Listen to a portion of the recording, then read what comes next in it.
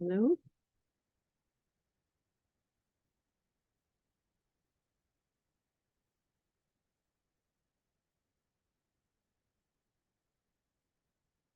No.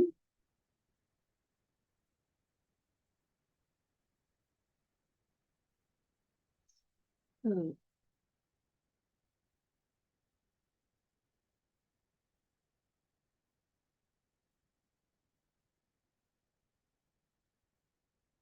Hi, everybody.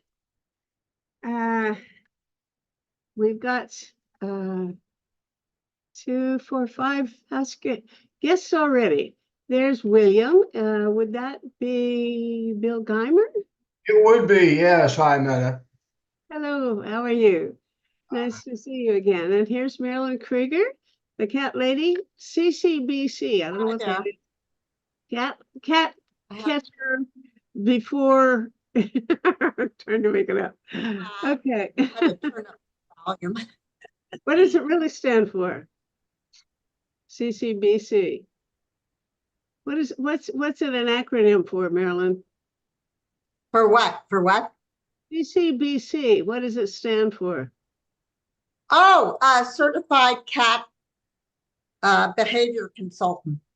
Okay. Next time I have a cat that misbehaves. Boy, I had one that would have been a real doozy for you, but I had to put it down, in fact. Here comes Mike Nickerson.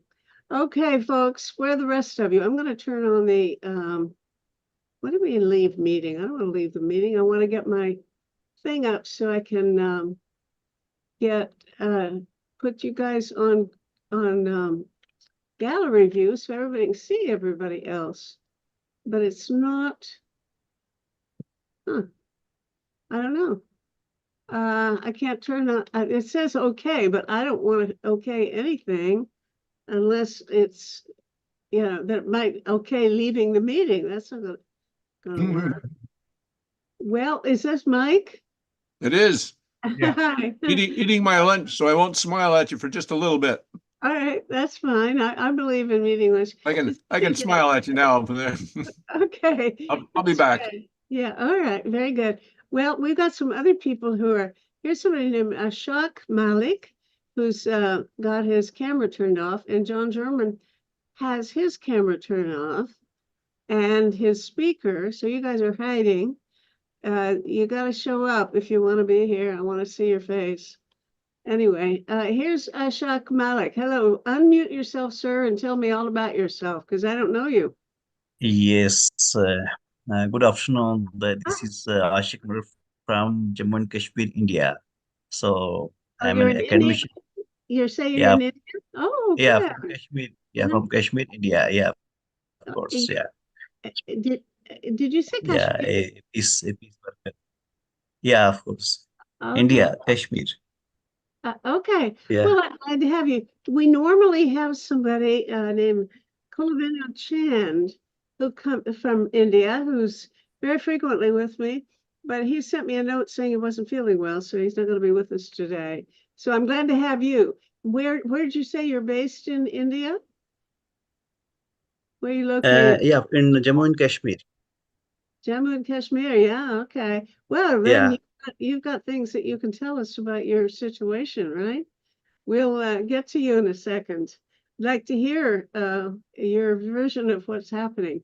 And here's Bill Lycum, our urban wildlife man. Hello, Bill. Hello. Hello. How are you? Oh, I'm doing okay. Good. All right. Overloaded as usual, but doing okay. Well, that's the way we're all supposed to be, overloaded. That's Running to catch up, huh? yeah, it's better for us than if we're not. Okay. I'm still a little bit worried about this fact that I can't change to a gallery view. And I don't know what's the matter. Let's see if there's more. It's something that says more. No. Captions, no. Well, we maybe just not have a gallery view this time, which is a pity because I like to have everybody see each other, and there are always a few people lurking that they don't have their faces showing. So unless we have a gallery view and I tell them to unmute and stuff, we don't get acquainted. All I right. can see everyone in gallery on my machine. Yeah, Well, so can I. Well, good, but I can't. And it Top, says top right yeah, corner view.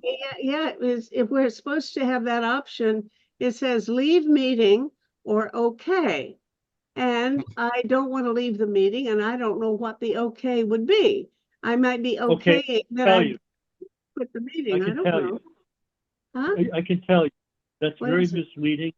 You want to click the OK because the OK will get rid of that whole line. And underneath it, you will probably see the word view. And when you click on that, then you can click to Oh. gallery view.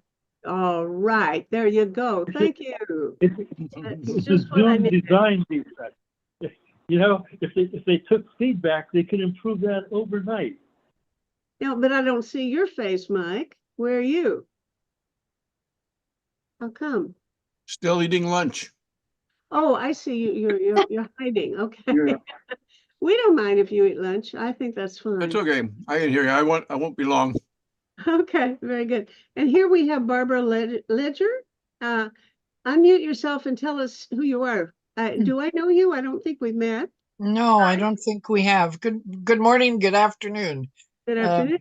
My name is Barbara Leger, and I live in two places in Northern California where my children and grandchildren live, and where I live in my little office 24/7. And I Oh, live in Ukraine, oh, where I have a home and beautiful gardens, and it's now sort of being used as a refugee facility. And I haven't been there for 4 years since COVID, but I have a team there and housekeepers and office, and I work in the public school system in Ukraine, developing curriculum to teach nonviolent communication and prevent well, actually, and to enlarge peace on earth. Well, that is just wonderful. I'm really glad you came because I want to hear a lot about your work and also a little bit more about where you are. You're in Northern California, where? I'm in Reading, and I want to thank John German for making sure I got this invitation. Very good. Well, thank John too. Really. I'm a Northern Californian well, by choice. I will live there for 30 years, I guess. But I've lived in Canada now for Oh, more than Canadian. I'm a dual citizen. You know. I'm a Canadian. I'm still a Canadian, but my kids are dual citizens. Yeah. Where's your Canadian home? I Or- was raised on a farm without electricity outside of Montreal. Oh, okay. Yeah, so I'm Well, French Canadian. I lived in Berkeley for 20 some years, and that's still where my heart is. I mean, I guess I got two hearts because I'm happy here, but I will always feel Berkeley is very, very special to me. I And, lived in Berkeley too. That's where I had my babies. oh, yeah. Okay. Well, let's see. We've got a lot of folks coming. And I want to introduce Lauren Zinn. Hello, Lauren. Do you can say hello to us? It looks like you on a bicycle or something. Where are you, Lauren? Can you even hear me? Yeah, Yep. you sound Oh, great. okay. I'm in northern Michigan, and I'm sorry. I'm just my day got off schedule, so I just hoping I can listen in Oh, from no, Michigan. no, Yeah. you keep your camera going because I don't believe I've ever had anybody on the show while they were riding bicycles before. And I think that would be Okay. a lot of fun to watch you. So Okay. don't turn off your camera. Okay. Meta, Yeah. I need to take a break, so I'll be back. All right. Sure. Pop in and out. Just leave your camera on when you're here. And here's Patrick Chun. Hello, Patrick. Nice to see you again. You were with us about what, 6 or 8 months ago? Wow, your memory is much better than mine. Yes. Oh, no, you reminded me in your your letter. I wouldn't have remembered when. Anyway, so you can tell us a little bit about what you do. Why don't you do that now? Okay, I'm Patrick Chun from Oh, Oh, Sunny Vancouver. Actually, welcome rain because of all the forest fires in British Columbia here. Uh-oh. Yes. Uh-huh. I volunteer for a nonprofit group called the World Civility Index. The World Civility Index is somewhat like your personal credit rating, but instead of measuring how well you can pay your bills, it measures how much manners, how much empathy, how much Wow. awareness you have. Sounds Wow. like that thing, what do they call it? Emotional IQ. Emotional IQ, and so Uh-huh. on. And the group has been around for more than a decade. And I'm very happy to share with you that the World Civility Index is now part of the United Nations Sustainable Development, doing some very interesting work. Can you send us a link in the chat, please? Yeah, sure. I can do that. Thank you. Sure. Yeah, and we have Barbara Leger has looks like her ears are flapping because and she does educational work in Ukraine, and I imagine there's a market for your work for your products in Ukraine. If I'm only if I'm right in guessing, is that right, Barbara? Yes, our project is expanding exponentially almost in Ukraine right now, and also anywhere where there is conflict and anywhere where people want to exit this world of us and them and find our way to be together. Okay, so you've got a soulmate here. Yeah. Yeah. That's very good. How do you do, by the way, Barbara? How do you say you are? You didn't say you were in the education system. To me, that suggests that you're able to do some work from Northern California for Ukraine. Is that right? How does that work?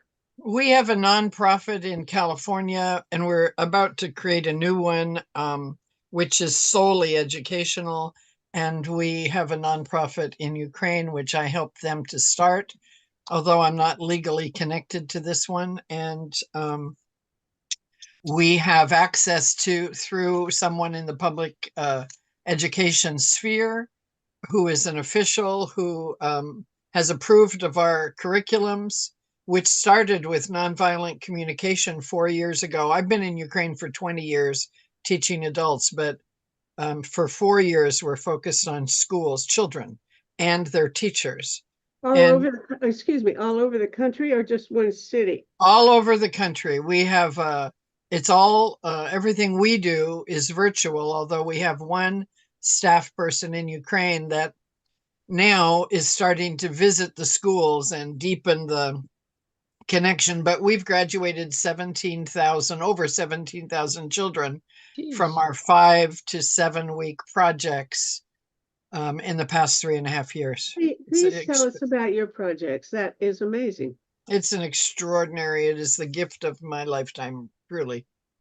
The gift. What And I kind of feel like Patrick, I feel Patrick when you talk to him, I could feel that same kinship with your work that I have with mine. It's just, I don't know how I am so blessed.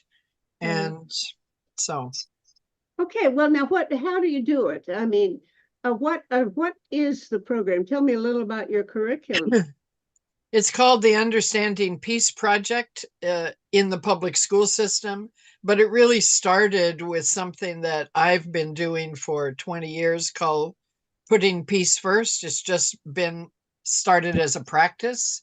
And then I started using it as a vehicle to get people's attention off of focused on the negative and onto the positive. And I realized that I used to be a business consultant, and I was always being brought into a crisis, to fix it. And I couldn't, it was great that I could fix it. And I've worked all over the world, including 7 years doing project development in the Soviet Union. And I've done an amazing amount of wonderful things, but I really got tired of fixing the problem. And I started working on the solution. And in business, it looked like joint ventures. If we could make friends with the people we thought of as the enemy, then we could have our hearts connected, then we would be less likely to be at war. This was in the 80s. And so we started Sister City, Sister City said, we don't need any people over there in the Soviet Union. We don't need them. And I said, you're crazy and you're going to really need them. And so that was that. But in 1992, you know, like 6 months after the Soviet Union fell, we had our Sister City. And between 84 and 92, we started meeting people there. So that got me going, and I consulted and did project development and on the basis of joint venture and creating partnerships. And I used to say, look, the best way to make sure there's no war is you send me your oldest child, I'll send you mine. They And used to do that, I think, in Venice, in the time when Venice was flourishing.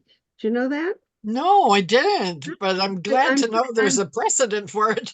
Yeah, I'm pretty sure that some of these cities that were more like city states, I think, they had enemies that, were enduring enemies. Yes. Worked out an exchange where they would exchange the sons of the top-ranking officials of that city. Wow. Uh-huh.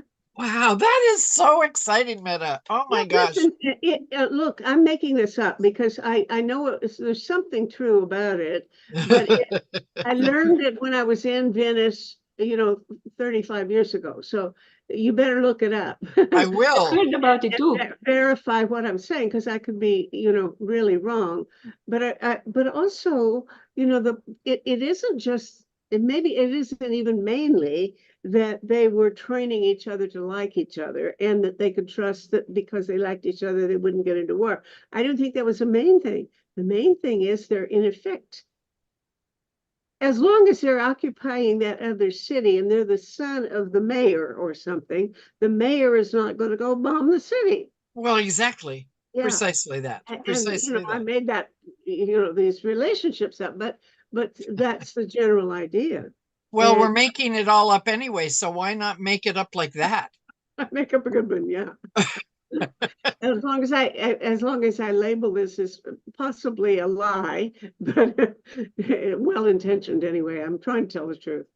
Anyway, Anyway, so we got into that realm of the world where there was so much compelling something pulling me, and so now I was consulting to some teachers 4 years ago in Kiev, and I was doing nonviolent communication and putting peace first to show them how if your mind is troubled and you think parents don't accept the schools well enough or children don't respect the teachers well enough, it's very hard to be effective because your mind is full of your judgment and your opinions and your history and all of that. Personally, how I fell into this is I wanted to love my students and the people that I served, but I felt like a phantom because I couldn't love them all because I had opinions about why they were not this or that, or they were that or that. And it was my own desire to live without barriers that made me discover that if my mind and heart were at peace, irregardless of all of that, I could actually love them as they were, not as how I wanted them to be. Well, there's a lot of truth in that, but I don't totally agree with it because I think that when people do love each other, it's always a mixed feeling. You always know that so-and-so has certain weaknesses and you got to watch out for them. And in fact, some of these people, you don't want them, near your silverware when you come to dinner, because you're not going to go, they're going to take it home with you. There are people that you love that these are the realities, and you've got to take into account what they're liable to do. Well, I wasn't at that level of love. You see, that's unconditional love, and I wasn't but there you don't because of always my feel mind. it. You don't, I mean, you love is, many layered, and you don't Yes. necessarily, I mean, when you love somebody, you may also get very angry or, And that doesn't mean you don't love them. It means at this moment, I love you, but I sure am angry. Well, Oh. whatever it was, I used it for good. Whatever that was, Well, it that's forced good. me to find and look for peace. And Mhm. that has created a whole new life. I Well, started when I was 54, and my son is retiring now. He's 55. He's one of my favorite people on earth. And I said, look how exciting it is. You've got a whole new life now, you know? And I Mhm. feel like now at almost 77, I've got my next 17 years is just starting. As my life is in cycles. And so now I'm training my team to take it. I'm growing more teams and and showing them, and we're off to the Ivory Coast, and we're oh, doing so a project there. you're not just in Ukraine, you're doing things in other countries. Our vision is that everyone on earth knows that they have the ability and the capacity to put peace first, and that as we lean more and more towards that in all difficult circumstances, we open our heart and mind to that possibility. We enjoy the benefits of that reality, and we get so busy being in peace, we don't have time for war. All right, I'm going to let other people reply. I have a lot of things I could say about that. I'm one sorry to thing- take so much time, but thank No, you no, for your no. juicy questions. No. I'm not trying to shut you off. I'm trying to encourage other people to join the conversation because I have a tendency to talk too much for a moderator. Me too. Thanks. Kindred But, spirits on that as but well. I'm wondering if you would give me a couple of minutes because I'm Yeah. breaking a rule today of my own and I can't stay too long. All right, go I for it, debated a Bill. long time about whether to join the meeting today because I'm breaking a rule. But I will say thank you to Barb because peace education, as you know, has been what I've been involved in. But I retired because of age and heart surgery and things that you know about that we've discussed on April 28th and said, that's it. I'm out. I'm only going to do my writing now. Somebody else will have to take care of all the world's problems. I founded, as you know, the Greater Victoria Peace School. I have turned that over to wonderful members of my board who are keeping the Peace School going. And I'm out. But I could not resist the chance or the opportunity today to raise one more time for the peace community a warning about my beloved Canada that I have raised before to no avail. So I'm going to do it, and then I will listen for a while. I'm fascinated by some of what I'm hearing, and then I will leave. Please understand. Yeah. A lot of the work that Project Save the World has been doing has been oriented around environmental and climate crisis research and how to literally save the physical planet.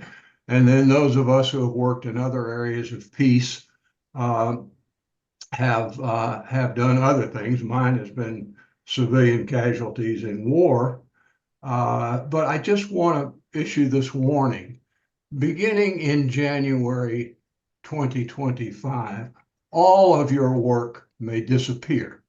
It may all be useless. And Canada, and this is not hyperbole, can begin to become Austria in the 1930s. I've studied fascism in Italy in the 20s and 30s and Germany in the 30s. I'm a Canadian by choice, but I lived for 60 years in the United States and 6 years in Germany. And what I have tried to get across, and this is my last time, is that Canada, my beloved Canada, must begin to disengage and separate from the U.S. and start thinking about new markets and new policies and ways to isolate and disengage from the U.S. And if you think that Canada as Austria in the 1930s is hyperbole, consider these comparative developments, and I boiled them down to about 2 minutes. I'd love to talk more about them. In the US, the fascism focuses on education. The idea is to get rid of all those university elites and all those intellectuals, rewrite history all the way from grade 1 on up, and ban books. So the comparison between the US and the nations and times I've mentioned is pretty stark. Second category, women. Women belong at home having children. And so How are you coming to these we have conclusions? policies operating in the US in furtherance of that. Religion. Religion is to be virulent orthodoxy under the name of Christianity. Persecution. Orthodox Christians like Russians. Give me a chance to finish. Persecution of minorities, LGBT. Now we're talking about trans and bathrooms and other kinds of minorities at persecution as a distraction. Violence, thugs, January 6th, 2021. If you want the comparisons with Italy and Germany and Austria, fine, but I don't want to take up too much time. I want to issue this strongly believed statement that Canada needs to pay attention to these matters. Contradict me, argue, whatever, I don't care. I say Canada needs to begin to move toward independence. All right, now Wow. I think what we may also want to say is the world has to find some way to handle countries like Nazi Germany or the Soviet Union and Stalin and stuff, or what may happen in January of 2025. As you pointed out, it's not just Canada. We've got to figure out how the whole world can survive that kind of thing. It's not, I mean, you can't just say, well, Canada, let's get off the planet and have our own little planet. I don't think it's going to work. But then now again, I talk too much. I know that Lita and Marilyn both were ready to pounce on you, Bill. So I don't know which one. I think Marilyn was first. So Marilyn, jump on him if you want to. Oh, I just wanted to know how you came to the conclusion on some of these what you're calling facts that you've stated. Where are you getting your information, and how can you prove what you're saying? That's all I want to know. I want to know where this information's coming from. Good question. Do you have anything specific? I mean, I have had discussions with members of my family in the United States about books being banned. And my son is actually in support of that. I believe that the legislatures particularly in Florida and Texas, have passed laws indicating that we can't have white kids feel uncomfortable about the history of race in the United States. There are all kinds of specific things. If you have a specific one, I will certainly try to answer, because that's a very good question. Well, I think you have both going on. I mean, I think you're also referring to, I don't want to get political, but I'm just going to say I'm very much against Trump. And if Trump gets reelected, I hope he doesn't, I can see what you're saying going in more of that direction, but I don't think maybe I'm Pollyanna, and it's my hope that maybe cooler heads will prevail. Let's put it this way, but we're not there yet.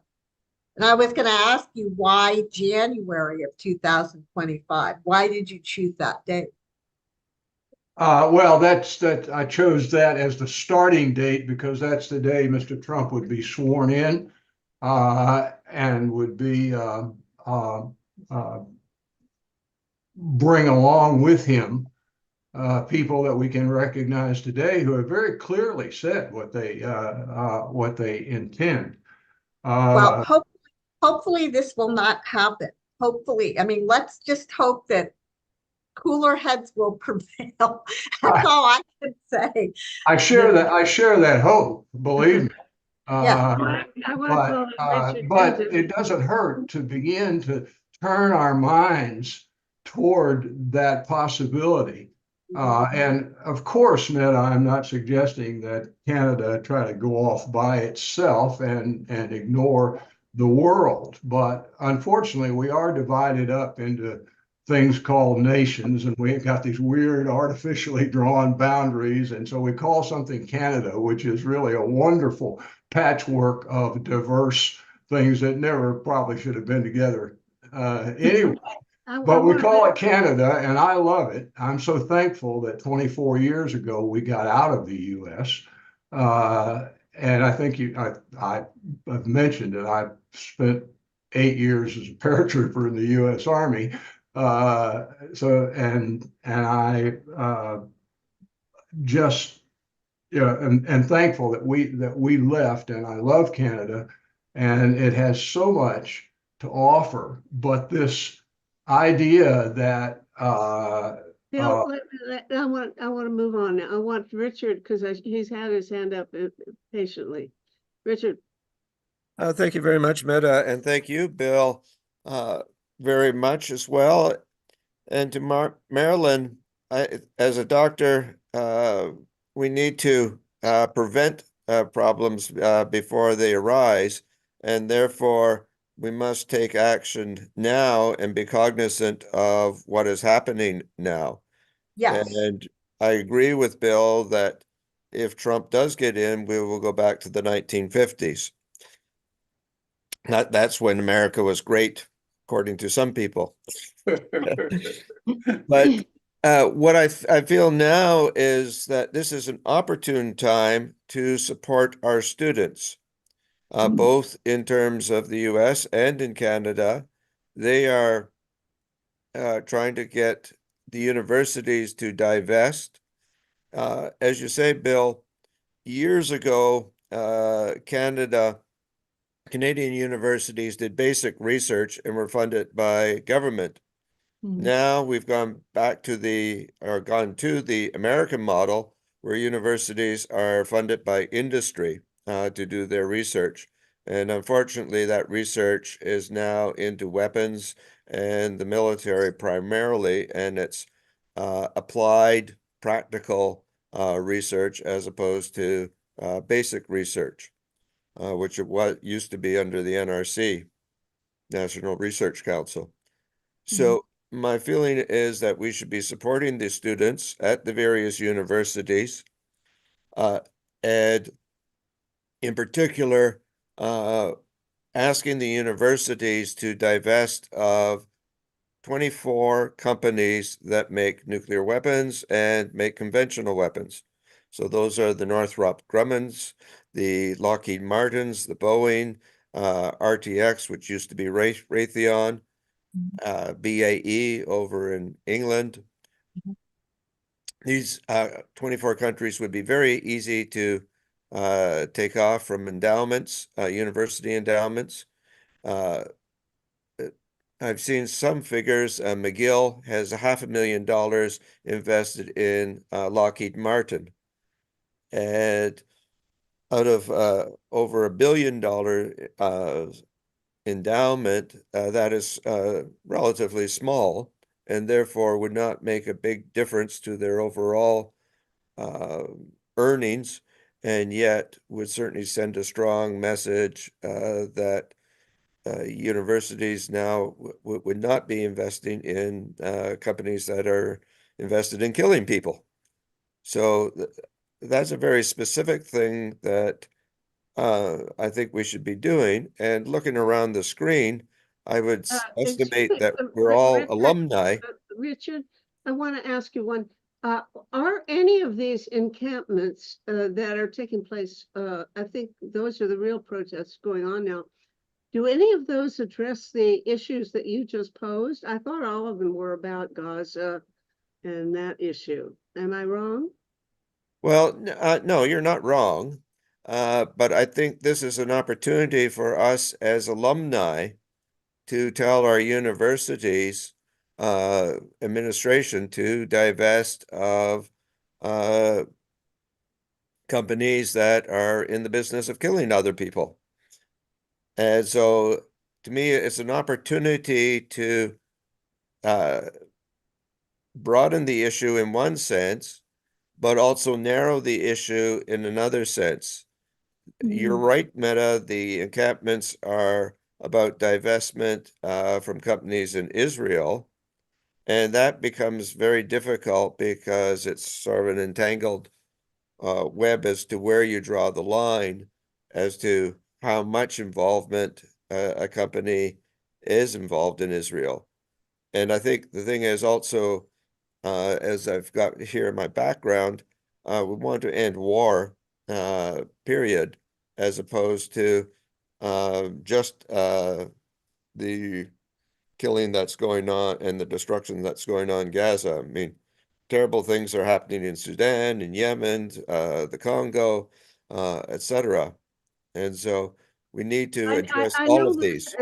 Richard, but I don't want to argue against what you're saying, but in fact, I mostly support it. But the mixing, it'd be very unpromising as a place and time right now to get the students who are exercised about the Gaza thing, or even the people who are exercised about Ukraine, to come out against manufacturing weapons, because half of the people in the peace movement, and I'm guessing at half. The point is, I've never seen a poll, and I'd be really interested in seeing a poll as to the opinions of peace workers around the world. But I think probably half of them are saying, let's have more weapons quickly and get them to Ukraine, as just as we're saying, they're saying, let's cut off the shipments of weapons to Israel. So this is not a good time to try to promote disarmament if you're really thinking in terms of practical likelihood of success. And maybe I'm wrong. Well, there was a poll a couple of years ago done by Naxos that found that 80% of people want to get rid of nuclear weapons, and only 9% were in favor of keeping nuclear weapons as a deterrent. So I think that this is an opportune time. The students are talking about divestment, and Are they? this, I mean, the same students who are talking about the Gaza situation, they're yes. talking also about divestment? Okay. Well, that's their whole idea, is that we divest from companies that are supporting Israel or working in Oh, Israel. okay, but they're not talking about divestment from military manufacturing, right? Well, I think that they want to stop the war, and so therefore, yes, they want to stop Canada from sending arms and other countries from sending arms to Israel. The same people, a lot of them are saying, let's hurry up and send more weapons to Ukraine. And I actually, I understand that point of view. I really do. I can't speak against that, frankly. Anyway, here we go. Here, we're not talking too much. For a while, John German had his hand up or something. Do you still want to talk, John? Or... No, I didn't. I never put my hand up. Oh, okay. Well, sorry. So Richard, go ahead. I deflected or disagreed or something with you. I apologize. No, that's fine. And let's open it up to a discussion with other people. Yeah, so let's see what other people think about these same issues. Yeah. Anybody?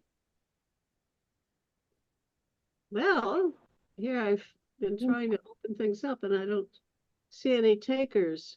Well, you're absolutely right, Meta, that we have people supporting sending weapons to Ukraine and opposing the horror show in Gaza by trying to cut off weapons supply. But what got lost in all this for the last couple of years is the absolute stupidity of war in the first place, no matter who starts it, how it begins. You don't immediately jump to we've got to win. The idea is to stop the war and how to do that. And that is now playing out possibly in Ukraine. When you commit yourself to, well, we've got to win and we've got to supply weapons, thousands of people die. And what if it doesn't come out your way? I see a very real possibility that this we've got to win is not going to work out. The Russians may win. And where are we then when we did not devote all of our efforts to trying to stop the war, not I mean, pick on a that's one side? point of view. There are really serious, honest to goodness, devoted people wanting peace who do not take that point of view. Barbara, I would love to hear your thoughts since you're from Ukraine. Well, Patrick had his hand up first, but if you let me did he? I beg your respond pardon. to I'm sorry. Patrick. Okay, sorry. No, I'm happy to respond, but Patrick was in line. Barbara, go ahead. Since we're on the topic of Ukraine, please go ahead, Barbara. Yeah. All right, Dakayo. I call myself a peaceivist now. A peaceivist. And that came as a result of being in this country that has been my third country and the one that I feel my soul most connected to, although I love Canada with my whole self. But there's a bigger self of me that loves Ukraine and has since 1980 for some reason. And I abhor, or I used to abhor, war. And now I understand that war is the natural outcome of all the little battles we each all have all around the planet for time immemorial, and that it's encoded into our language and our cellular memory and our belief systems and all of that. And that we won't have peace because we don't understand peace. We don't know what peace is. And we haven't learned to integrate it into how we see the world and how we treat our children or our dogs or our neighbors or the environment or anything. And yet we want it, and we all want it, and it is the one unifying thing in the whole humanitarian realm. And yet we're all busy saying we need to have it and we can't do it like that, or we must do it like that. And we are not learning the basic tenets of what peace is. And God knows I am not an expert. I'm just following my nose. I'm following my heart. And so I have a long history of working against war until I realized that working against anything empowers it.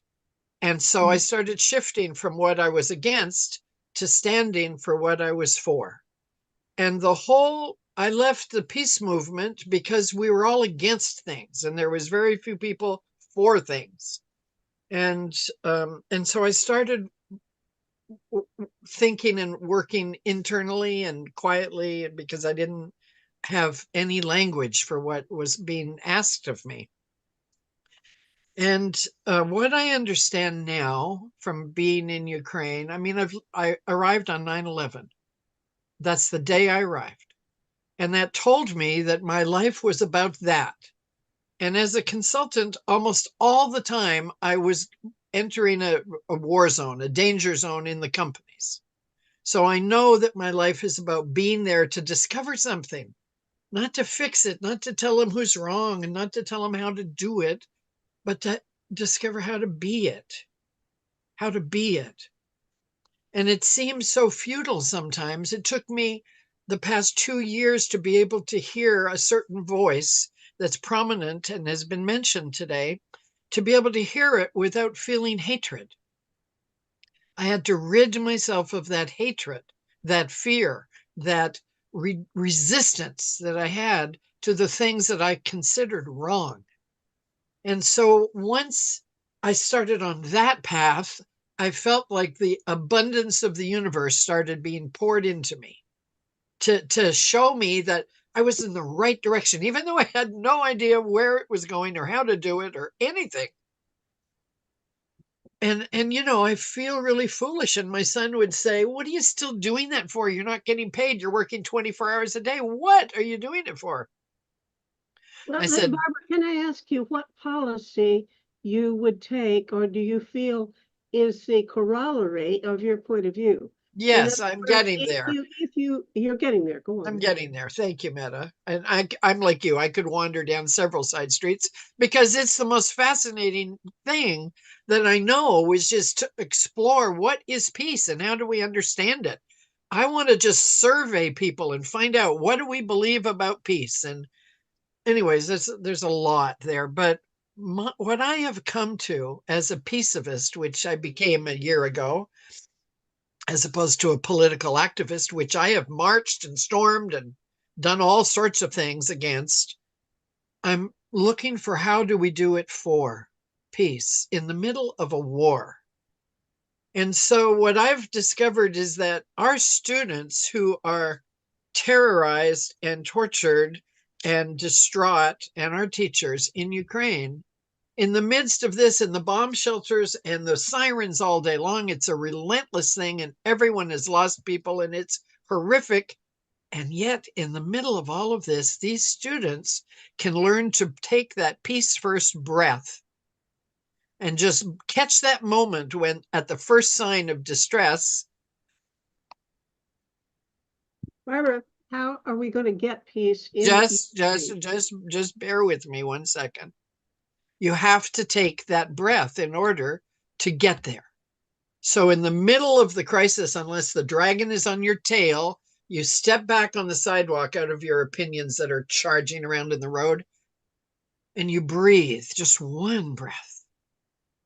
And then you remember who you are. And the students from 6 years old to 26, they learn that when the moment they choose that breath, they are able to access their wisdom again because of all the biological things that happen when you breathe. And when they access Barbara, their wisdom, they realize that they have a choice. Barbara, can a person who's taken that breath go on and fight?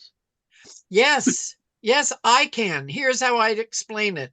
If somebody comes to my door, is there any necessary and logical, inevitable conclusion from your point, your description of your spiritual development to the position that I will not kill anybody under any circumstances? I don't think that's true. I can't say that, and that's where I'm going. So I have this deep devotion to the world of possibility where we all learn to get along and where we solve the problems together, and competition is against cancer or global warming, not each other. But if someone comes to my door and smashes it down and says, "We're moving into the kitchen and the bathroom, and by the way, your daughter lives with us now," I am not going to say, "Oh, okay, well, I'm a peaceivist, then go ahead." I'm going to take everything I have to get them out of my house, whatever it takes. And that's where everybody in Ukraine is. That's where they are. They are peaceful people. They've been occupied for thousands of years.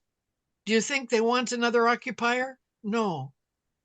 But they are tired of defending and killing. But you have someone there who doesn't give a rat's ass about who you are or who does anything except them. And you can't trust any kind of negotiated peace with the people that are at play right now against Ukraine. You can't trust them. And so the only thing is to defend yourself. Okay, that's clear enough. Thank you for that. Patrick, you had your hand up, and then I think Richard either wants the floor again or hasn't taken his hand down. Okay, Patrick. Well, thank you so much. I do agree with Richard. He wrote something about there's no side that wins war except the armament company. When there are I told my girls, they're 20 and 24, I said, they say, well, Dad, sometimes I just don't understand. I said, well, when we don't understand something, there are only three things in life that matters. One is we follow the money. The second is we follow where the power is going. And the third thing is sex. Only three things in life actually cause men and women to do something that we don't understand. And in this case, some people are actually saying that Russia is in the right, and some people are saying Ukraine is in the right, and so on. The invisible hand in this case got us by our whatever, and they want us to fight over this. The main cause is really about the money. It's the armament company making all the money. They want war, doesn't matter who wins and lose. They are in the perpetual game of making money, and that's the root cause. Now, unfortunately, when we talk about peace, we want to say, oh, stop war and so on. We are fighting the fire. We don't get to the root cause. The root cause, by surprise, is indifference. Most voters are indifferent. They vote for people who look the best, who's the most charismatic and so on. We don't vote for substance. And so what is the root cause? This root cause is like what Barbara said, is education, is what Richard was saying, is education. We need to teach civil lessons to people so that they will be more aware of something like this. Thank you. Okay, thank you. Who else wants to speak? No. Can I say something? Yeah? Can I say yes. something? Yes, Oh, Lita. is it my turn? Oh, regarding education, I think you may have heard about proportional representation, the movement in Canada. And the purpose of this is to, if at the end, say the votes in, say in Canada are, suppose the Green Party gets, or say the NDP gets 18% of the popular vote, to have 18% of the voice in Parliament also. So same thing with the Green Party. I mean, the Green Party has only 2 or 3 MPs at the most, although it may be getting 7% of the popular vote. So in the US, it's an extreme of the non-proportional.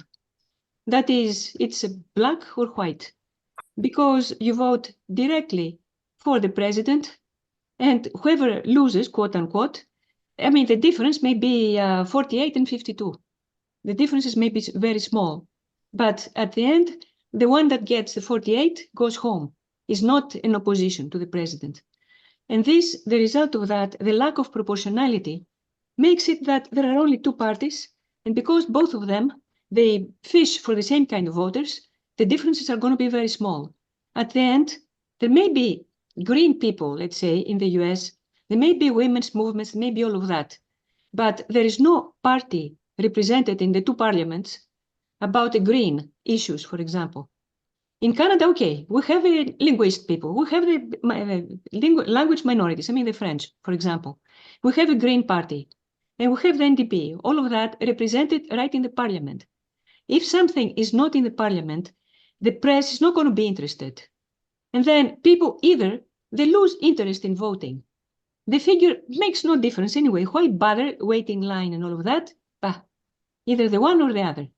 And so what I mean by that is that I do not think the American people are so, inherently dumb or indifferent, but it is their system that makes them that way. This extreme non-proportionality. Okay, very good point of view. Richard? Thank you again, Meta. Mhm. I fully agree with Patrick Chun there, what he was saying. I go back to education, and as you can see from my background, there's a course that I put in the chat on Ending War 101, which gives you the link. And to Barbara, I would say that in Ukraine, it's unfortunate that we got into this situation. It could have been prevented. There was peace overtures at the beginning, which unfortunately were scuttled by Boris Johnson and others. Now, you can use nonviolence to oppose an oppressor. You can quote, the Indians in India worked to rule and followed all the rules that the British put in, and the whole system came to a collapse. And during the war, the Second World War, people made bullets that were just a little bit larger than the barrels of the guns that were shooting them, and so they would always jam. So you can do things like that.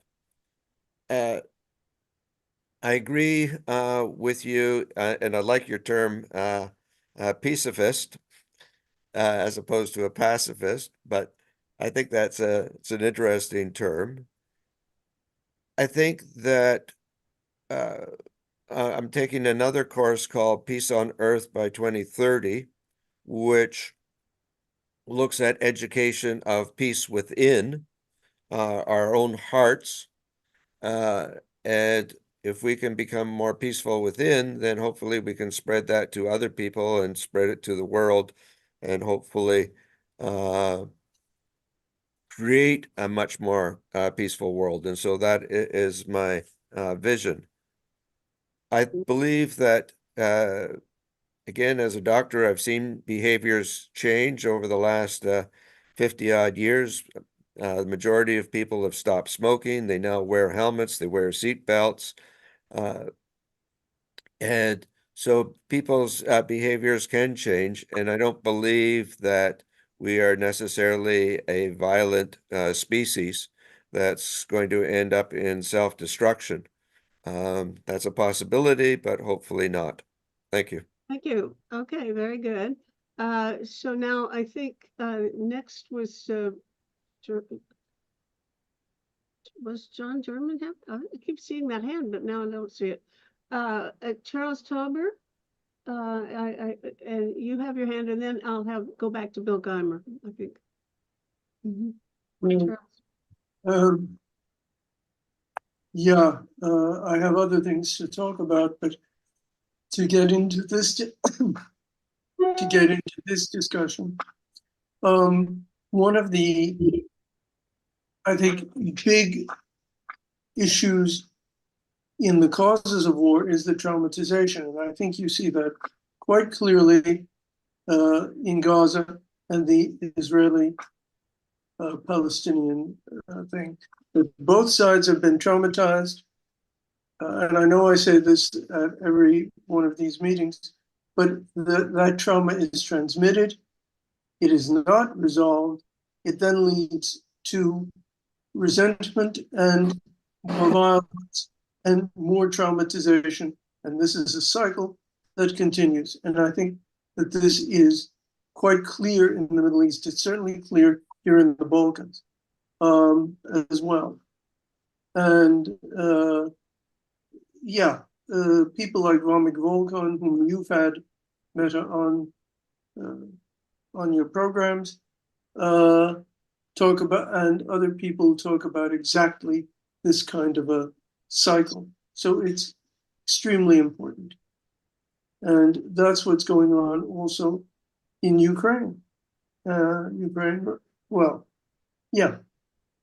And until we deal with those traumas, then nothing's going to happen. Then it will go on and on and on. So. All right, Bill, back to you. Thank you. But I want to say that I very much admire Barb's work, especially because of my involvement in peace education as well. But I have to directly oppose one opinion, and I've heard it many times. In my respectful submission, anti-war is a perfectly good guiding term. Peace is far more than the absence of violence and the absence of war, and I think certainly everyone at this meeting knows and understands that. but you begin with the first step out of the cave. And that is that you do not do physical violence to one another. My spiritual community, which it means a lot to me, in that community, we believe, we accept, we have no dogma or doctrines, but what brings us together is the belief of our oneness with God, not just the Christian God. Many paths, one God is one of the things that we accept, and with one another. That the three, all other people, ourselves and God, are one in love. Now, if you accept that, then you simply cannot, under any circumstances, kill or do violence to those that you love. Now, Barbara raised also a very common extreme example of somebody breaking into the house. The immediate, and I won't go into why this is the one area that I have expertise in, but I do, it's self-defense. The one area where violence has been internationally accepted is immediate need to protect oneself against death or great bodily harm. Otherwise, there is no justification for violence.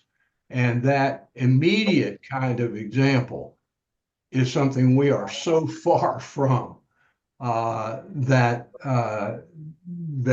it's mind-blowing. So to be anti-war, you come out and say, I can't kill those with whom I am one. So what do? I have to work not to have a war start. If it does start, I have to work to find a way to stop it. I have to non-violently resist, as people have said. I have to find ways to non-violently resist, but I simply cannot commit myself to winning in the terms of killing more people, taking more territory, getting more resources, because I'm playing into the game that I want to, that it simply can't be done. And with great respect, when you say we can't trust these people to negotiate peace, there are many, many examples, thank goodness, where that position has proven to be false. Thank you. Okay, and let's see, Barbara. Wow, this is a wonderful conversation. I had no idea what this meeting was about, except I trusted the guidance of John to get here. Bill, everything you say, I totally understand. And there's no black and white answers in this realm anymore. And there's, to be a purist as a pacifist no longer works for me because of the complexities of even just the way wars are fought. But the bigger issue, we're not going to solve it today. The bigger issue is, can we learn to allow each other our thoughts? Can we learn to listen to each other? Can we care about people who have really strongly difference of opinions and still be willing to dialogue and discourse? And do we understand what peace really means? I have a spiritual tradition. In fact, I'm also an ordained minister in it for 25 years. That is an all roads lead home kind of tradition. But the foundation of peace, I think of as our operating system. I think it is encoded in us. I think that it is our compass. It is our guide. And you can make that what you may. It's very murky in the realm of defense.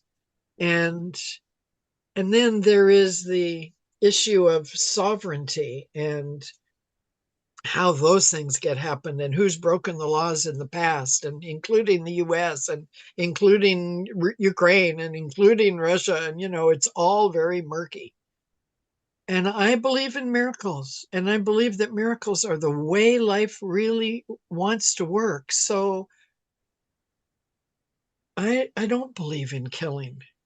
I don't. Okay. I understand. Here you go. I think Patrick Chun and then we have devoted the first hour now to this issue of pacifism, I think. That's the way I would summarize it with one word. And I think we have other people here who have different issues, and I think we ought to, after Patrick, move on to some other people. I see that Franz Weste is here and Brian von Herzen has joined us. Peter Wadhams was with us, but I don't see him anymore. And I don't, Mike Nickerson, I can't quite predict what you want to talk about. But some of these other people I know want to talk about global warming issues.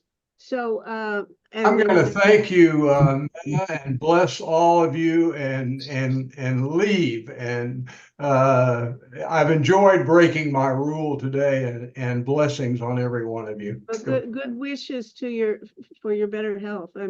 You're looking thinner, frankly. I don't know. About 30 pounds thinner, but maybe that's not a bad thing.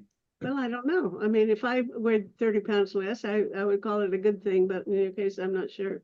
Anyway, good wishes, and bless you. Now, let's go to Patrick Chun, and then I'm going to invite somebody who wants to talk about something else. Okay, Patrick? Yeah, thank you so much. There are two things. First thing is, I actually have heard people from, some wise people from the United Nations, which we belong to, saying that we should set up neutral buffer zones between conflicting geographic areas and so on. They have actually done some of it, I think, in the ocean where there are disputes between two countries, and they set that area of the ocean to be neutral. And that is where they can actually have replenishing the fish stocks and so on. It actually grew out to a level where both nations benefit when it was neutral, because it gives the area it was overfished and all that to actually grow.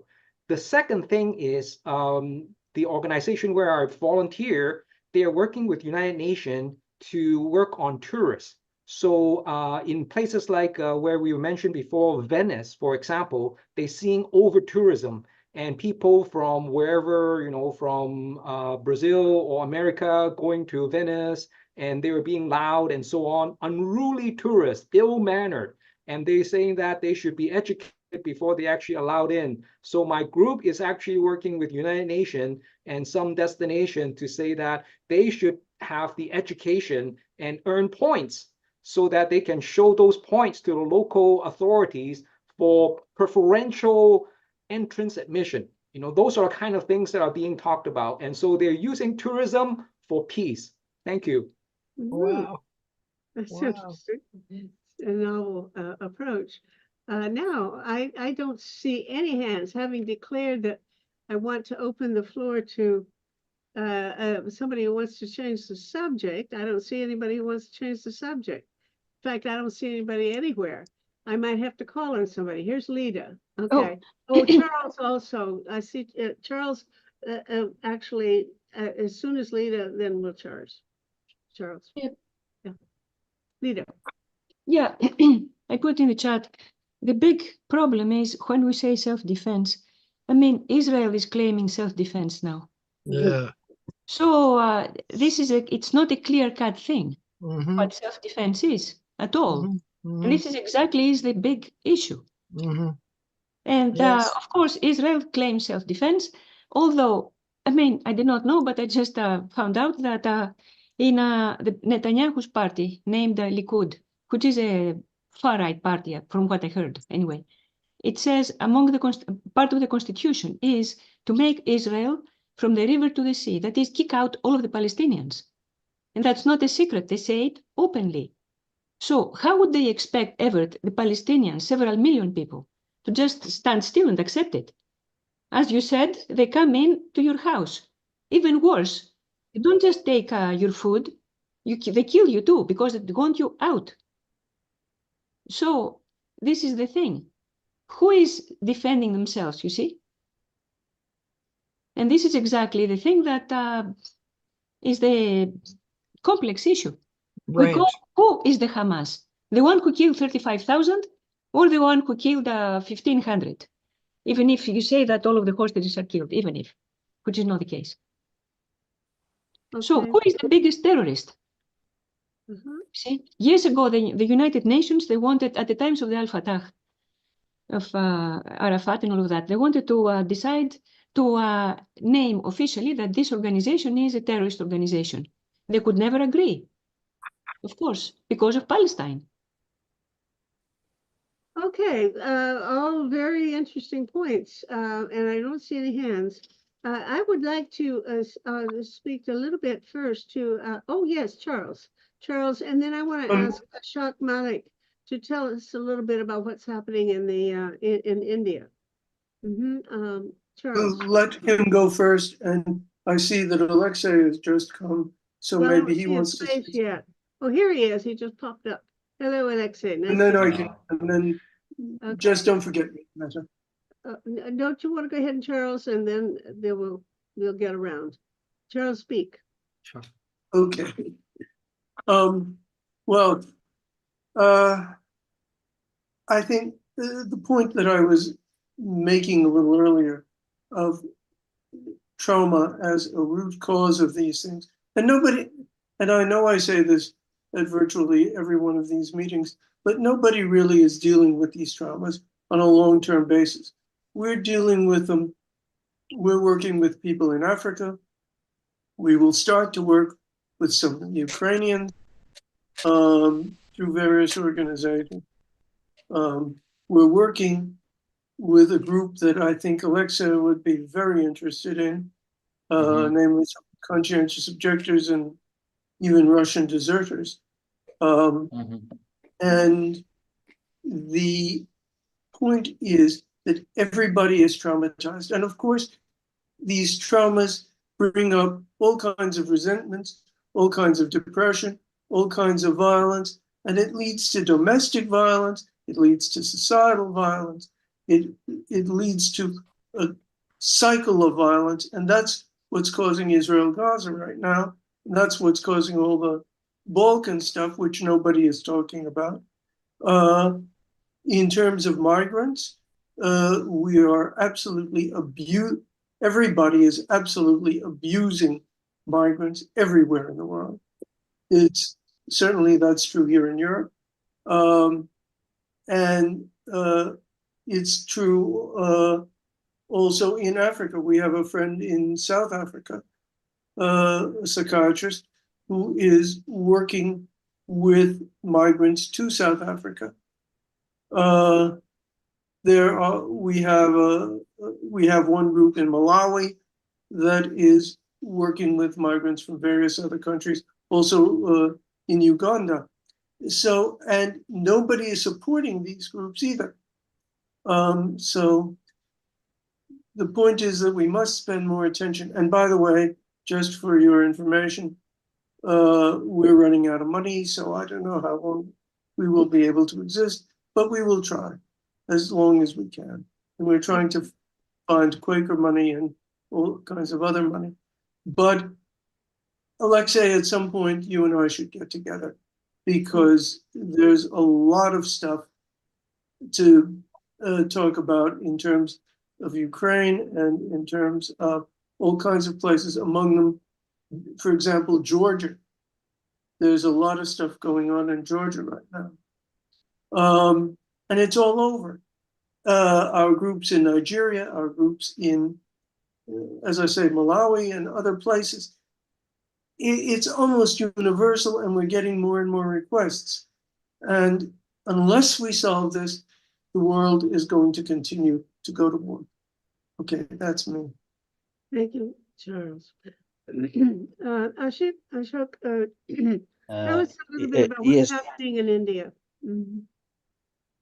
yes, of course, as you know that Kashmir has served as a battleground for India and Pakistan for the last 75 years. That is a stark reality, but now the things are improving, and elections are going on, and people they are taking part in the elections. Democracy is restoring, and what we are working as a peace worker, instead of going for a different or separate nation, they must live with a we can say bigger nation and stable nation. So of course the people here, the two choices, go with the Pakistan or stay with the India. So it is better to stay with India because this is the very much stable land. So we are doing this to change the mindset of the people to think India as their own nation. And so of course, success is there, but still it needs a lot of, we can say, things to do to reach a heart and mind of the people. So this is something that is going on in Kashmir, and things are improving. There is very, very less violence, and no killings are there, no stone pelting is there. A lot of things have been improved on ground. What do you expect will happen if Modi is reelected? Yes, of course. There was a sort of, we can say, I mean, misunderstanding between the two communities, and there is, of course, we can say extreme, we can say ideology is there, and in some parts we can say it is a negative piece that is existing. But now we can say the understanding is there. The people, there are the two extremes. They are understanding one another to live peacefully with the spirit of the coexistence. So the things are improving, and now, of course, the two extremes. For example, there are two communities, Hindus and Muslims. They started to integrate with one another. So that's a good sign. But still, we can say many people they Excuse me, think that just a sec. Who's integrating with whom? I'm a little lost about what groups we're talking about now. of course there are two groups, two ideologies are there, and there are two extremes. But now they are thinking, and the people they are joining one another, of course. So it's but it still is, it's a beginning, and there is a need for the more work to we can say reduce the misunderstanding between the two communities. Yeah, but in some parts it is a positive piece, in other parts it's a negative piece. Sorry, you're talking about the two communities in Kashmir. Of course, I mean, so between India and Kashmir, yeah, we can say, yeah, of course. And Okay. yeah, yeah. Okay, well, thank you. Good wishes for the, I don't know what will come of this election, but I hope everybody comes out better than we were to begin with. Yes, Patrick, briefly. Yes, Patrick. With answering to Akish comment about integrating, just to let you know, in history, in Singapore, Lee Kuan Yew, the founding founder of Singapore, mandated that in Singapore there's no segregation, voluntary segregation. They in a building, they have to have saying that you can only have 20% Chinese, 20%, 20% wherever else. So if you can't break that quota, and so there are no ethnic district that are slums or Italians or Chinese or Indian, so on. Everybody would have neighbors who are somebody who's from a different ethnic background. And so they solved that issue, I think 40 years ago. And look at where Singapore is right now. They used to have a lower GDP than Malaysia, but now Malaysia has a much lower GDP than Singapore, because Singapore, Lee Kuan Yew was saying that social fabric is our wealth. And so that's why there's groups out there that are saying that we want to mend social fabric. And that is by the inner self, about greeting people, saying hi, being polite, and so on. So it may turn out that it is the social etiquette that is going to save the world. Well, that's Yeah. an interesting point of view. I must say, Singapore is a stunning place. John German, and then I want to go to greet Alexei. John German. Yes, John? thank you. Patrick, that's a brilliant statement, that social fabric is our wealth. And that is a fundamental basis of the Peace on Earth by 2030 game, which I posted about in the chat. What I wanted to say, Patrick, when you spoke earlier about having a kind of a license for tourism, is that that's not an isolated thing. That's in a long tradition of take just one fairly recent example, the internet driving license. It was proposed during the rise of the internet that there'd be a kind of license that you could take an examination for, you get training for it, and you take an examination, just like you do for a driver's license for a car, or a truck, or a bicycle, or a motorcycle. And that is an idea that has existed in many different realms. I'd like to throw out another realm for that idea to be implemented in, and that is an elections license. In order to vote in an election, what if you had to take an examination that said that you were somewhat aware of what the issues were, you were somewhat aware of what the facts were, and maybe some other things. So what if there were such a thing? Or what if there was something that made a distinction between a voter who had no election license and a voter who did, so that the voter who had an election license would have more influence than the voter who didn't. This is also in the spirit of something else in government, which is the idea in the U.S. of two houses, the Senate and the House. So that you can say, well, those who have the elections license, they can have a say over the following kinds of policies, but those who don't have an election license, they can't. I'm throwing it out there. I think it's probably going to be very provocative, because it could be a measure of repression if it's used badly, or if it's used effectively for people who have bad ideas in mind. But I can also see it as something that could be an instrument for good, which is, to sum up, the story of the tools of humanity, that they can all be used for good or ill.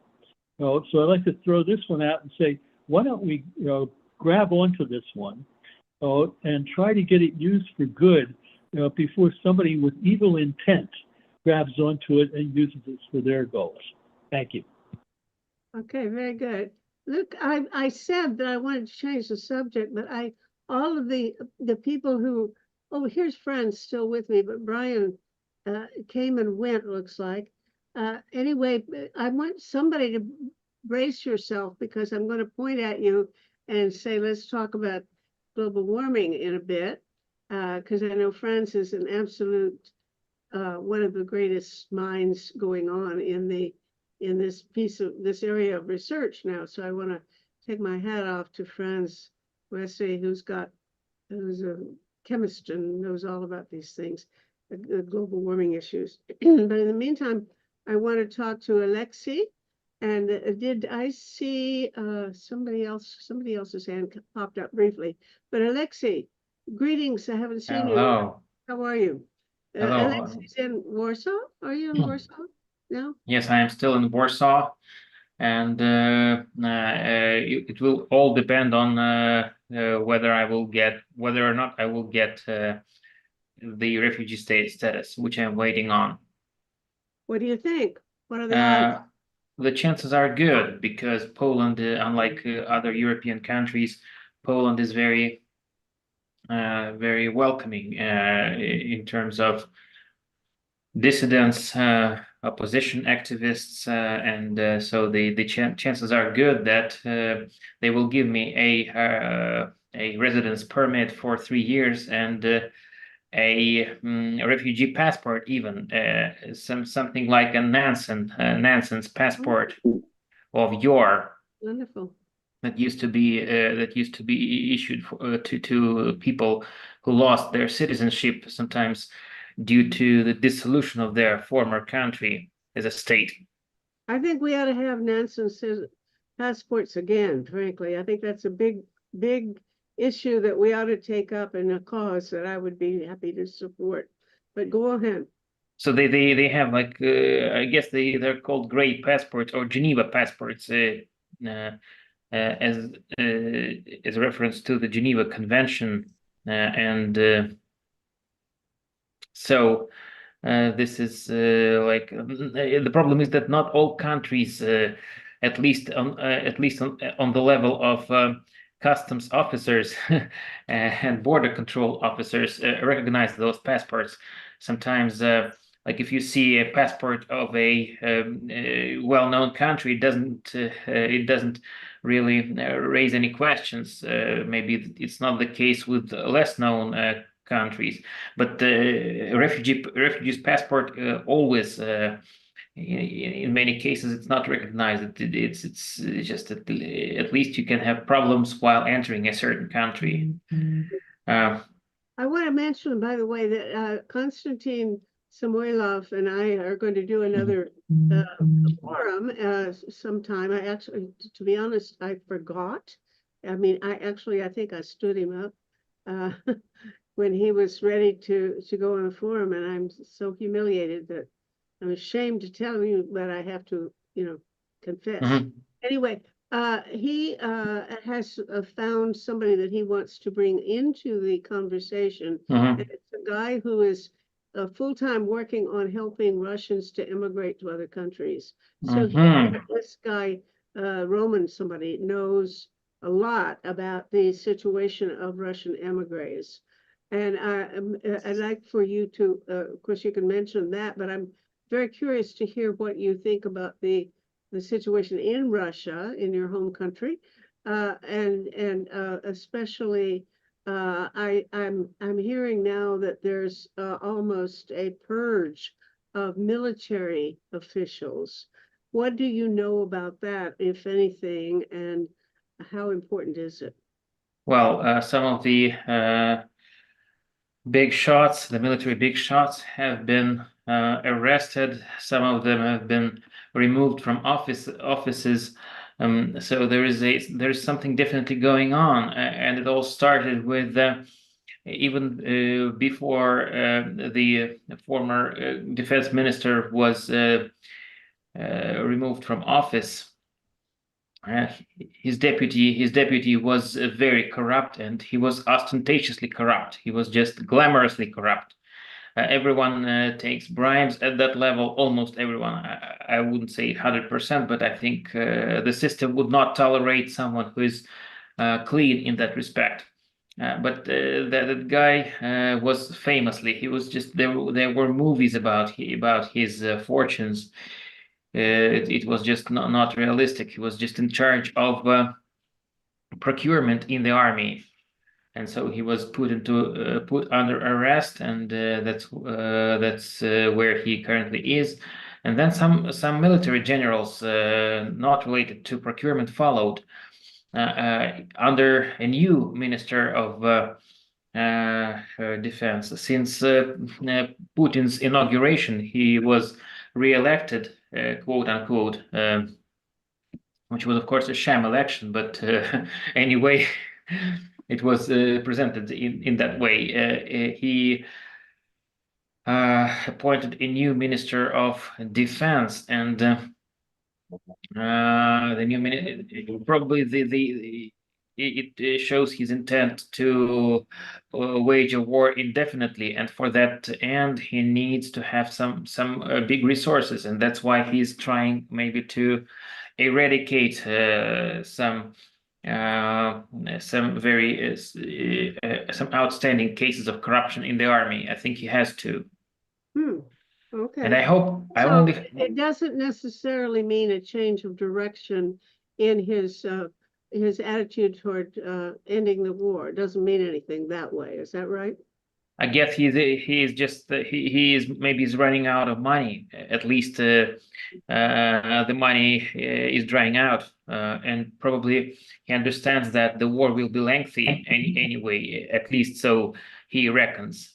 So he plans or admits.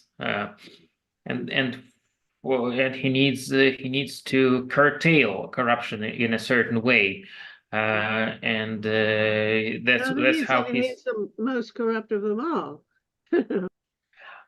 Yeah, but he somehow wants to send a signal. Maybe it's time to. I'm sorry, I can't hear you. I say, I think he himself, Putin has stolen more money than anybody else in history, probably. If you Sure. you know. He's got the whole country in his pocket. That's because all the oligarchs' money, it's all his money in effect. Right. Because anyway, if he wants to, every one of the oligarchs, they don't want to go to prison, they will just right away give him their companies, their bank accounts, all their belongings wherever they are. Yeah. But he obviously wants to continue the war. Although recently this week there were indications that he is ready to negotiate. Really? Yeah, there were officially there were leaks about that, but I guess all those leaks are more or less manageable or controllable. Leaks that he's ready to negotiate, but on his terms. On his terms. He wants to keep the east of Ukraine in his possession, something that he has taken by force. But he would have negotiated that all along, you know. Anytime they want to give him Eastern Ukraine and the Donbass, he would have taken it and said thank you, and we'll stop fighting now. But at the same time, if the West, he's a bit disappointed that the West or Ukraine, first and foremost, that Ukraine is not accepting these conditions. And if they don't accept this status quo, he's ready to wage a war indefinitely, at least for some years to come. And that's why he's probably looking for sources of money, of resources for doing so indefinitely.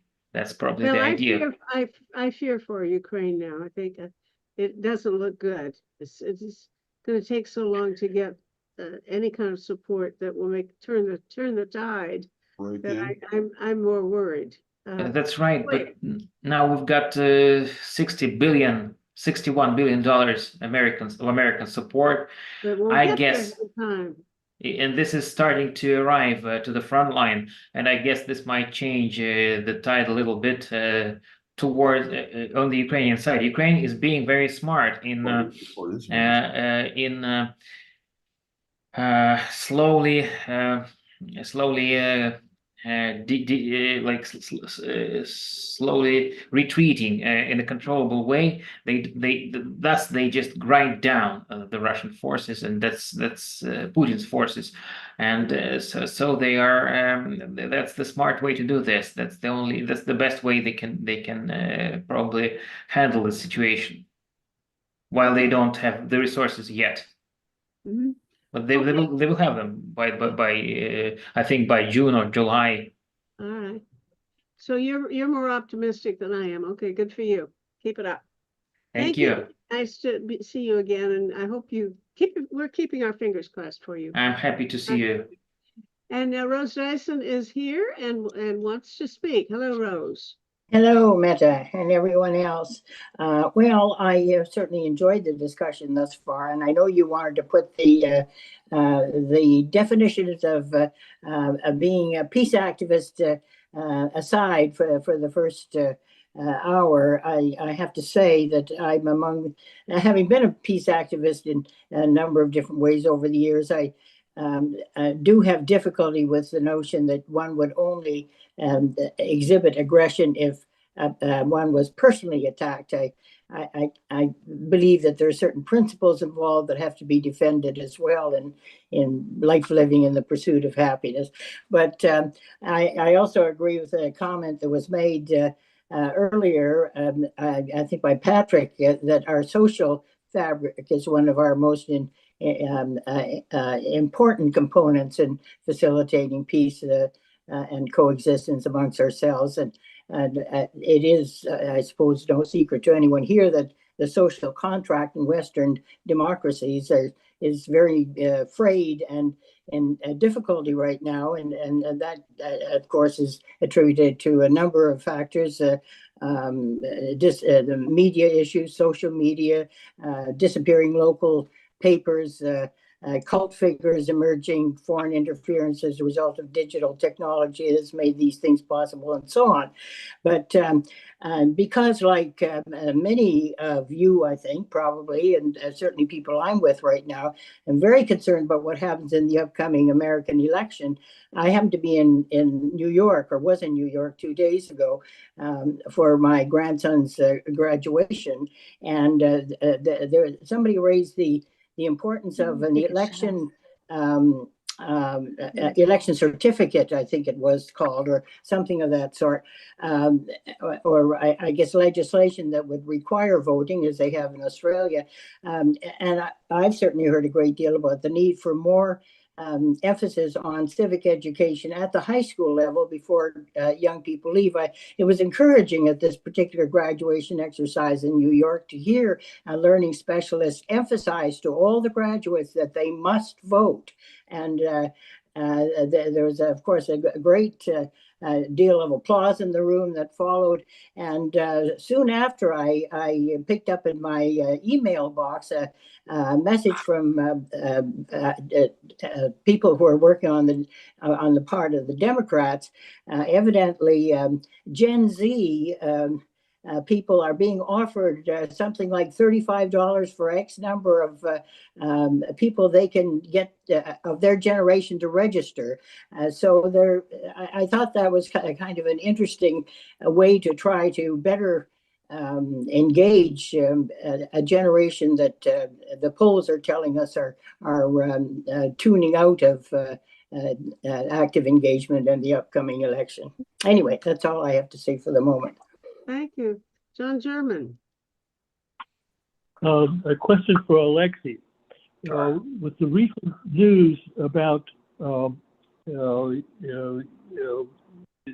Russia and atomic weapons and preparation for use of atomic weapons, preparation for testing, preparation for exercises, specifically aimed at being ready to use atomic weapons. One of the new things that I'm wondering about is, are you hearing anything about prospective use of atomic weapons, to take out satellites? This is atomic weapons used in space, not on the surface of the Earth, which I think has been an interesting development, partially because it causes, it kind of throws a monkey wrench into the arguments about use of atomic weapons because of their effect on directly on people. And those doesn't kill directly; it gets later due to fallout and so forth. And so, as soon as you start considering atomic weapons in space, say, well, wait a minute, does it have any of those effects? And if so, what happens to the idea that we should resist the use of atomic weapons? So I'm wondering whether you're hearing anything about prospective use of atomic weapons to take out satellites, because there are recent studies that have been published in front page news in major media, in the traditional media in the United States, saying that the targets would be things like Skylink, which is the basis for a lot of the intelligence for defense of Ukraine. And so it would seem like a very inviting target from several points of view. There's Darwin in Russia, managing things. So it's, well, let's go take that out, and that'll cripple them in their efforts to resist us. And at the same time, it undercuts all the work of all those people who would like to get rid of nukes, because they can't prove that it's going to have any effects on the ground, other than the fact that it makes Ukraine's defenses crumble. So are you hearing anything? I guess there's been a lot of talks about nuclear weapons which in the Russian doctrine are subdivided into tactical weapons, that is weaker weapons, and strategic, stronger ones. I think both, but if we, in terms of both categories, which I think do not exist in the Western doctrine, at least for what I know, there's no subdivision, and at least even in Russia, there is no clear line between the two categories. I think if we talk about either of them, we need to take all those threats with a considerable pinch of salt, because there is, I guess, if they were to be used at any time in the war, it was probably we were the closest to that in 2022 when the war began. It seemed like a possible outcome, very sadly, but now we haven't seen that happen. And I think one biggest deterrent would be the obvious opposition of China to any use of nuclear weapons of whatever size, whatever kind. And we see that the Chinese openly condemn, I mean, the People's Republic of China, Comrade Xi Jinping, he condemns the use of nuclear weapons, and well, of course, this is politics, and you never know how sincere he is in this. Maybe he's playing a more delicate, a more intricate game. We don't know, but it's in no one's interest to let that happen. And Putin is so deeply dependent on China, on anything, starting from banking, starting from consumer goods, because Russia does not really produce enough goods to cover its own needs. That it will never say or do anything which would be contrary to Chinese interests. It's like a semi-colony of China. And so, and I think India has a similar stance, similar approach. And those two giants, if they,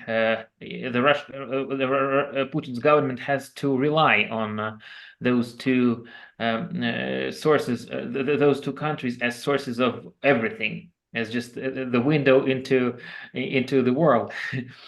If those countries don't want nuclear weapons to be used, Putin will never use them, let alone his own family, because each instance of using nuclear weapons is a one-way street. There's no way back. And I think we're not going to see this happen. Well, good for Okay, you. good. And you have this. Good. Maybe I'm overly optimistic, but just one other observation there, and that is that when the news hit the front page of the New York Times, Washington Post, Wall Street Journal, and so forth, about this study that said Russia is getting very serious about using nuclear weapons in space to take out satellites, communication satellites, what they focused on was the effect it would have on the defense of Ukraine. But what I immediately thought of, and I have a reason why, is that it's a way to destroy the ability of the United States and other countries to conduct any business. And here's the reason we know about this. Some years back, there was a failure on one transponder of one satellite in space. As a result, all over the United States and other places could not conduct credit card transactions. They couldn't get their ATMs to work at their banks, and there were radio transmissions that were interrupted. There were all sorts of things that happened that people had no idea involved the use of communications with satellites in space. And so that was in peacetime. There were no other emergencies going on at the time. It was a technical problem. Just imagine what that would cause if Russia were to decide, it may be Armageddon, but we're going to destroy the ability of the United States to conduct any business. Everybody's life is going to be on hold. They'll be reduced to paper. They won't be able to access their bank accounts. They won't be able to do anything electronic, and they won't be able to get any information either. So let's push the button. That's my thought. But Okay, again, now we have a confrontation. Again, That's sorry. very, go ahead, Alexei, and this debate should go on, but I have to say, I really do want these two extraordinary people who are experts on global warming or climate change issues. I want one of you or both of you to speak. Franz or Brian, I'm going to call on you and point at you in a bit if you don't put your hand up. But in the meantime, go ahead and answer him, Alexei. And I think there was one other hand up. Maybe, anyway, go ahead, Alexei. I just wanted to make a quick observation, just not to take anyone's time. I did just to add some optimism, which sometimes escapes me recently. But now I would like to add some optimism still. Any such action, any disruption to the global satellite network will also shoot back at Putin himself. So he's a coward, really. He's not like a religious fanatic or something. So he just he knows he or at least the people around him, they don't want to get shot back. So I guess any such action will entail retaliation immediately. So there's I guess it looks to me it looks more like a bluff. And here is I wouldn't like to be mistaken here. I love to be mistaken, but not in this case. Thank you. All right, thank you. Now I'm going to point at Brian von Hertzen and say, I want you to speak, please. Oh, thank you. And can you hear my audio okay? Yeah, but it would be nice to see your face too, if we can do that. It's 5 in the morning here. Right, It's still dark. Yeah. So first of all, my comment is that Putin lies most of the time. And what that means is, first of all, there's a lot of communications that take place on fiber optics. And so those are not, subject to the same kind of disruptions. Secondly, there's over 1,000 Starlink satellites that make it somewhat difficult with this expanding constellation to actually take out all the satellites. There just aren't that many space-focused nuclear weapons at the moment. So there are a bunch of reasons that you can count on Putin lying most of the time. So when you hear him say something, you just think about, okay, why is he saying this? And mostly it's to get maximum mileage out of his nuclear threat, because if he's threatening nuclear, it's probably because he's going to focus on something else. So I'll just offer that as that when Putin says things like this, his main goal is to put fear into Westerners that they have to be really careful. And I think the reality is our planet should not and cannot tolerate bullies anymore. We cannot afford the luxury of dictators and totalitarianism. We need to fight for fair democracies and representations and self-determination. So I'll just offer that. I think it's. I want you to offer something about your work. You are doing wonderful global warming work, and we haven't even mentioned that, which I think, frankly, of the two issues facing humankind now, war or global warming, and I think global warming is more dangerous. I just think that. Now you're doing superb work, and France is also doing magnificent work, and you need to talk about it. Very well. Happy to do so. Well, for our civilization to survive, we need to have food security on land and food security in the sea. In the past decade, we have worked on biochar and compost and microbial communities that can help to ensure and regenerate productive land areas that are otherwise in depleted soils. And in the sea, we focus on the 90% of all global warming that is going into the sea at present and how it's affecting the upper layers of the ocean. To that end, we've identified the Permian mass extinction, which 250 million years ago resulted from an increase in greenhouse gases, caused a warming of the ocean. It caused a decrease in the nutrient supply, which decreased the supply of primary production in the ocean, which supplies oxygen as well as carbohydrates.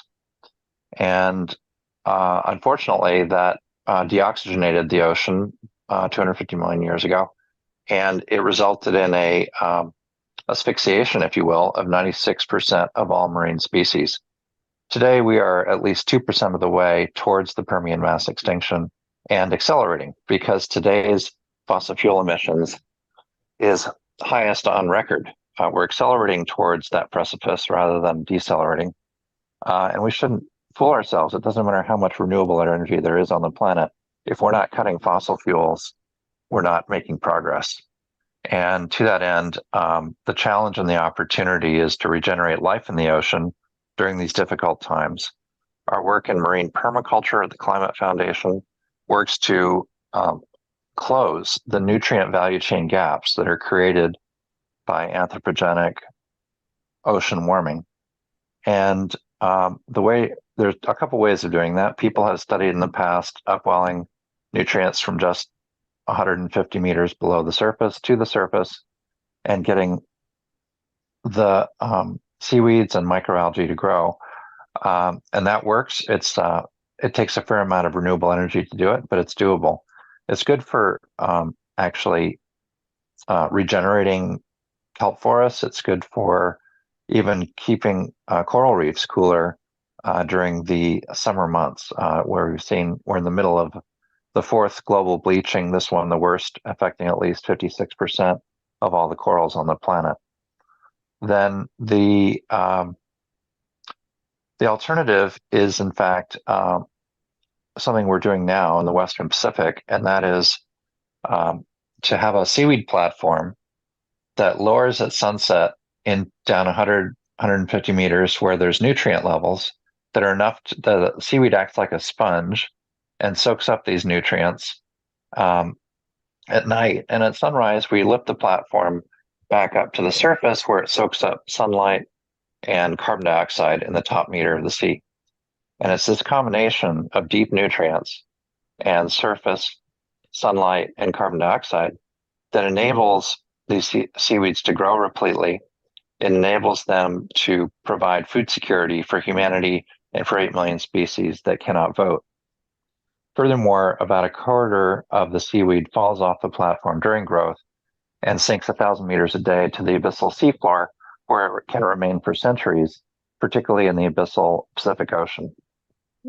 All this to say, we have a quarter acre in the water now that is growing well, and we have plans to scale to a full hectare over the coming year. And this will enable us to build a sustainable way for seaweed communities from the Philippines to Indonesia to the coast of Canada and the US to actually regenerate thousands of square kilometers of lost kelp forest just in the US and Australia alone over the past 100 years. And of course, we can do this for 100 big ocean nations that need to regenerate their primary production and ensure food security during the difficult decades to come. So if you have the opportunity, check out marine permaculture at the Climate Foundation.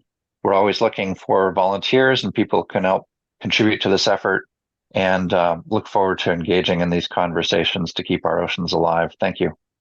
Thank you. I'm delighted to hear this news. You mentioned the platform goes down and then back up in the daytime. I hadn't heard that. Last time I heard about your project, you were going to pump up water from the depths with some sort of pumps. But this sounds like a new innovation. I want you to know that I did this last Monday, I did a talk show about seaweed without you. There are other people in the world working on the topic, and we did one. And it's on our website. It's the most recent of the forums on the website tosavetheworld.ca. You go there, you find a scroll bar, and you click on the first one, and you can watch this show.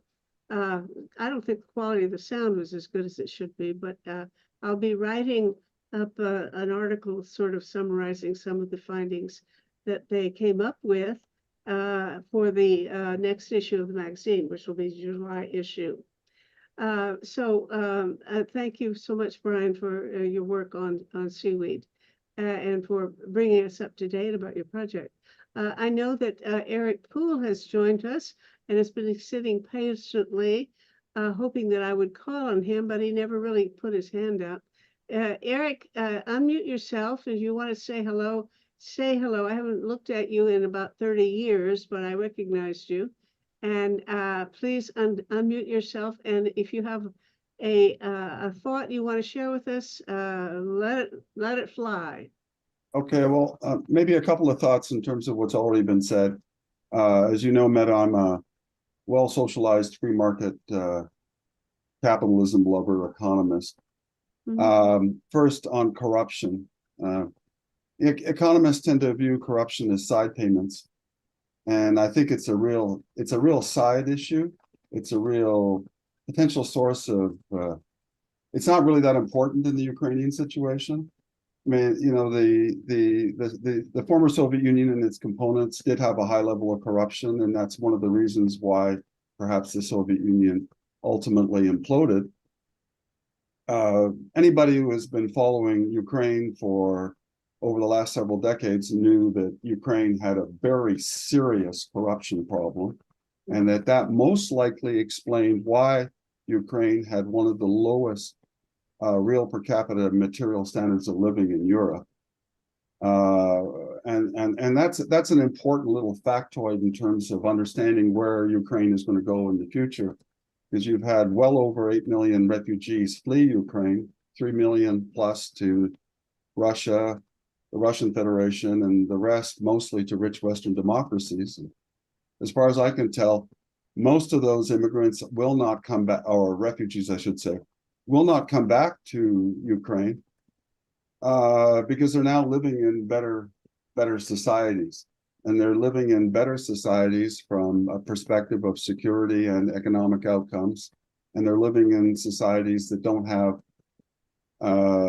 you know, the ethnic tensions that Ukraine certainly now has as a result of the war and events since 2014. The other thing I was going to say is that I think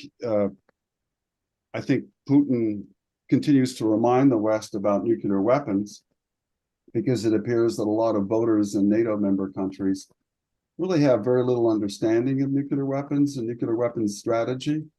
And I could talk about this probably for a very long time, but I'll just mention the very important support for Israel's regional monopoly on nuclear weapons, which I view as extremely dangerous and destabilizing, far more dangerous from the perspective of an eventual nuclear conflict than the current proxy war in Ukraine. And that's basically because both the United States and Israel have been bending over backwards and walking over shards of glass to essentially demonstrate very loudly to the rest of the world how fantastically useful these nuclear weapons are to Israel. Because Israel isn't using those weapons just for purposes of deterrence or for defense.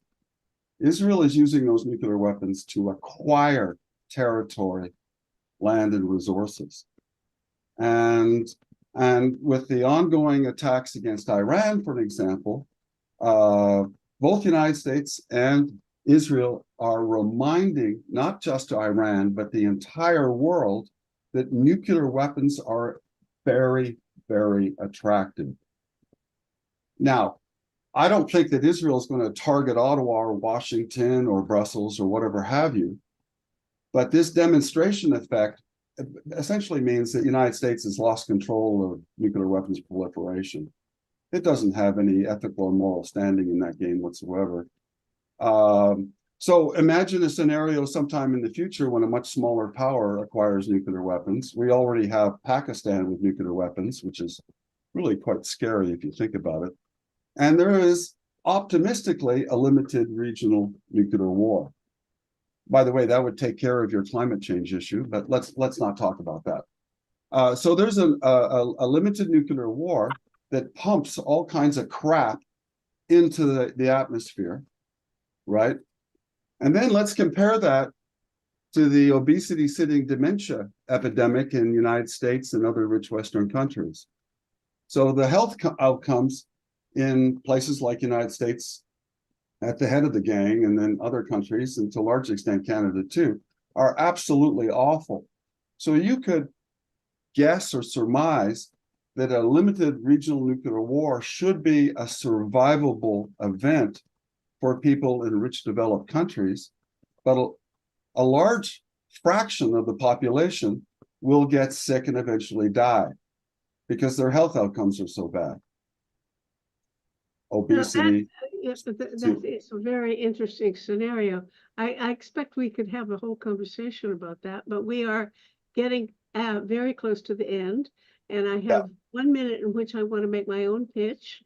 I want all of you to have a look at the new course that I have created.